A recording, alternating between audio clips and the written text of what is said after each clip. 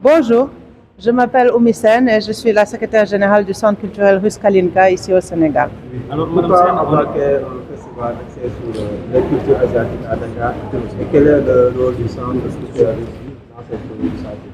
En fait, la raison principale, c'était que notre centre se dévoue à montrer la grandeur de la Russie, l'espace, l'étendue de la Russie et le fait que la Russie est composée de plus de 150 différents groupes ethniques, différentes religions, etc. Et quand les 2 tiers de la Russie sont en Asie, forcément c'est très logique que l'on veuille faire un festival qui inclut et qui parle spécifiquement de ces régions-là. Mais pourquoi parler que d'eux? Autant parler de toute l'Asie, qui est en fait un continent très grand que l'on connaît peu ou pas. Et c'est une opportunité comme une autre, juste de permettre cet échange, de permettre cette conversation. Et c'est pour ça que quand 3 ans de cela, on a pensé à faire ce festival. Au début, les gens ne comprenaient pas, mais je crois que petit à petit, vu le nombre d'ambassades qui sont présentes ici, vu l'effort que les ambassades asiatiques commencent à faire pour participer à notre festival, que ça commence à porter ses fruits. Et ça, c'est très important pour nous. Nous sommes très heureux parce que, vous savez, il n'y a rien de pire que de voir notre jeunesse dépérir et de s'inquiéter en disant qu'il n'y a pas d'avenir. Le fait de pouvoir, par le biais d'un film, ouvrir un autre espace, donner une idée de ce qui se passe ailleurs, très loin de chez nous, je trouve que c'est quelque chose qui doit être motivant, que l'on doit vraiment pousser, et peut-être ça donnera à notre jeunesse une autre orientation sur laquelle ils pourront s'appuyer pour se développer. Alors aujourd'hui, votre centre culturel a pour objectif de rendre accessibles les cultures asiatiques. Et vous le faites à travers les centres culturels qui sont au Sénégal, notamment Douta-Seck et Blaise Senghor. Est-ce que vous pouvez revenir un peu sur le thème de votre partenariat? Tout à fait. Tout à fait. La première édition, nous l'avons fait dans les cinémas. Et les cinémas, ce sont des entités privées qui ne peuvent pas comprendre. Pour eux, ce n'est pas important qu'il y ait du monde, c'est important qu'il y ait du monde qui paye. Et ils sont très difficiles, c'était très difficile la dernière fois de pouvoir obtenir même des billets à 500 francs, ce qu'on avait fait. Et pour nous, l'objectif, c'était de l'ouvrir au maximum de monde. Donc, sachant cette difficulté-là, nous avons essayé de regarder comment nous allons développer, comment nous allons trouver des alternatives. Et comme nous avons commencé à travailler avec Blaise Senghor et on s'est rendu compte que dans leurs espaces, il y a la possibilité de projeter des films aussi, nous nous sommes approchés de Douta-Seck et nous avons eu un répondant tout aussi positif. Il était normal que pour cette deuxième édition, nous pensions à essayer ce volet-là. L'avantage des festivals, quand vous les commencez, les premières éditions, vous avez la possibilité de toucher à tout, de tester et d'essayer de voir ce qui est mieux. L'année prochaine, enfin non pas l'année prochaine, mais dans 2 ans, quand nous ferons la 3e édition en 2027, ce qui est sûr, c'est qu'on ne le fera pas en octobre. Nous le ferons au mois de novembre, voire même décembre, parce que nous voulons impliquer les écoles. Nous voulons impliquer les lycées, les collèges. Nous voulons faire en sorte que même dans ces établissements-là, ces films asiatiques sont montrés. Et malheureusement, on s'est rendu compte qu'octobre, c'est pas bon, c'est la rentrée. Personne n'a le temps, personne n'est organisé. Et donc, mais c'est quelque chose qu'on a appris et c'est quelque chose sur lequel on va réagir. Et Douta-Seck et Blaise Senghor ont cet avantage qu'il y ait école ou pas, c'est toujours rempli de jeunes. Ce sont des jeunes qui y vont pour l'art, ce sont des jeunes qui y vont pour s'entraîner ou juste pour passer du temps. Et là, ils vont pouvoir en profiter et voir des films qui sont intéressants et qui vont leur parler de quelque chose de nouveau. Là, quelles sont les thématiques qui sont développées? Alors, nous, l'objectif principal, c'était de montrer un film d'un pays. C'était un film qui était produit là-bas, qui parle de là-bas et qui nous donne un aperçu de leur culture, de leurs habitudes, de la manière dont ils gèrent des situations lambda. Et donc, sur cette base-là, on a demandé à ce que l'on nous prête des films pour qu'on puisse le montrer. Parce que je trouve que c'est comme ça que la curiosité est créée, c'est comme ça qu'un intérêt neuf est créé et peut-être, pourquoi pas, une autre opportunité. Ambassadrice du Pakistan au Sénégal. Je suis là depuis 2023. Appréciation aujourd'hui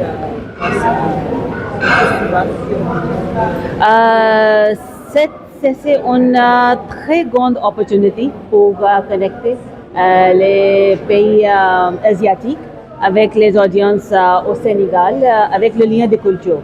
Donc, j'ai apprécié beaucoup cette opportunité pour présenter mon pays aussi avec les 2 films pakistanais dans ce festival. Et quel est l'enjeu diplomatique de ce festival selon vous? Pardon? Quel est l'enjeu diplomatique de ce festival selon vous? La diplomatie, ce n'est pas seulement avec les politiques. La diplomatie, c'est économique, avec les peuples, avec les cultures aussi. Et ça, c'est très, très important.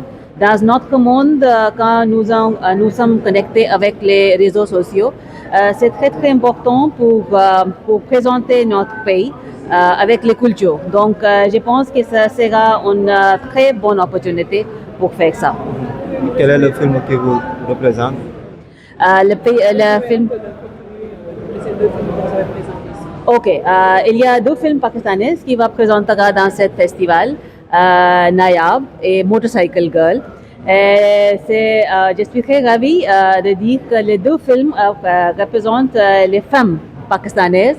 Avec Nayab, c'est une femme qui doit faire le cricket et elle réussit et elle fait son rêve. Et le 2e, c'est Motorcycle Girl qui fait un tour du pays Pakistan sur son motorcycle. Donc, ça sera une bonne opportunité pour regarder le paysage, les cultures, l'espoir et les sociétés et le peuple pakistanais. Merci. De la République populaire de Chine, Son Excellence Monsieur Li. Comment est-ce qu'il trouve cette initiative et quel est selon lui l'enjeu diplomatique? Okay. The first question is, how do you see this initiative, this festival, as in diplomatic terms and also in the exchange terms? What are your feelings about this kind of event? Actually, I think diplomats are doing the same thing as cultural workers. Je pense que ça entre tout à fait dans le cadre de la diplomatie, puisque le travail du diplomate, c'est justement de permettre des échanges culturels, de permettre de construire des ponts. Donc ça entre totalement dans ce que je dois faire dans mes prérogatives.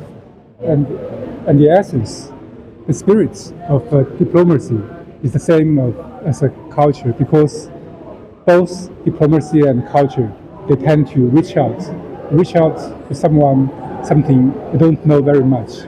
However, it's established a bridge that the 2 peoples, 2 continents can be connected.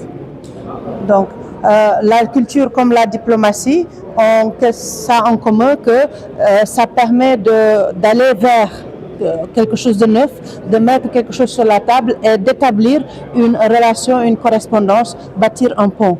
Et donc, que ce soit du côté culture comme du côté de la diplomatie, c'est vraiment un travail collaboratif qui est en jeu. And it's because of the understanding of Senegalese culture that we have deepened our cooperation with Senegal in various fields. Et c'est grâce à la connaissance, au développement de la connaissance culturelle du Sénégal que nous avons pu nous investir encore plus ici au Sénégal. Out of this understanding of the culture of Senegal, we have more respect to each other. Grâce à cette connaissance mutuelle de la culture de chacun, nous sommes en mesure de respecter plus l'autre et travailler et collaborer mieux. Mutual respect is the most important part of people-to-people relations and the country-to-country cooperation. Le respect mutuel, le respect du prochain est une base fondamentale dans le développement des relations entre les personnes, mais aussi entre les communautés et les pays. Actually, Chinese is no stranger to Senegalese. You see, in the downtown Dakar, we can see the Black Civilization Museum. It's built by Chinese construction company with Chinese funding. Et pour la Chine, le Sénégal, c'est un partenaire de longue date qu'on connaît bien, puisque même le musée de civilisation noire est un musée qui a été construit par des constructeurs et un investissement chinois.